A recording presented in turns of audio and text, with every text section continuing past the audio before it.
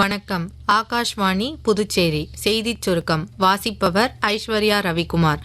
மேற்காசியா தொடர்பான விவாதம் நடத்த வேண்டும் என்ற எதிர்க்கட்சிகளின் கோரிக்கையை முன்னிட்டு நேற்று மக்களவையில் ஏற்பட்ட அமளி காரணமாக பேரவைத் தலைவர் திரு ஓம் பிர்லாவை பதவி நீக்கம் செய்ய கோரும் தீர்மானம் எடுத்துக் கொள்ளப்படவில்லை. இன்று அந்த தீர்மானம் எடுத்துக்கொள்ள திட்டமிடப்பட்டுள்ளது.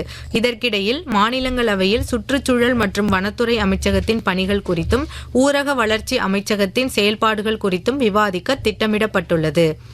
ஈரான் நாட்டில் உள்ள இந்திய தூதரகம் முக்கிய அறிவிப்பு ஒன்றை வெளியிட்டுள்ளது. அந்த அறிவுறுத்தலில் இந்தியர்கள் தூதரகத்துடன் முன்கூட்டியே தொடர்பு கொள்ளாமல் ஈரானின் நில எல்லை பகுதிகளுக்கு சென்று நாட்டை விட்டு வெளியேற முயற்சிக்க கூடாது என்று அறிவித்துள்ளது. நில எல்லை சாவடிகளுக்கு செல்ல வேண்டிய அவசியம் ஏற்பட்டால் தூதரகத்தின் தெளிவான வழிகாட்டுதலை பெற்ற பிறகே பயணம் மேற்கொள்ள வேண்டும் என்று அறிவுறுத்தப்பட்டுள்ளது.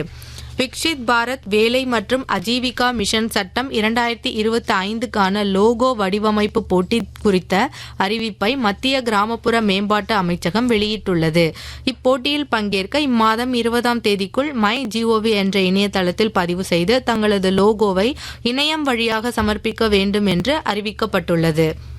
காரைக்கால் மாவட்டத்தில் கருத்தரிப்புக்கு முந்தைய மற்றும் குழந்தை பிறப்பிற்கு முந்தைய நிலையில் பாலினம் கண்டறிதல் தொடர்பான தொழில்நுட்ப தடை சட்டம் குறித்த ஆலோசனை குழு கூட்டம் இன்று நடைபெற உள்ளது.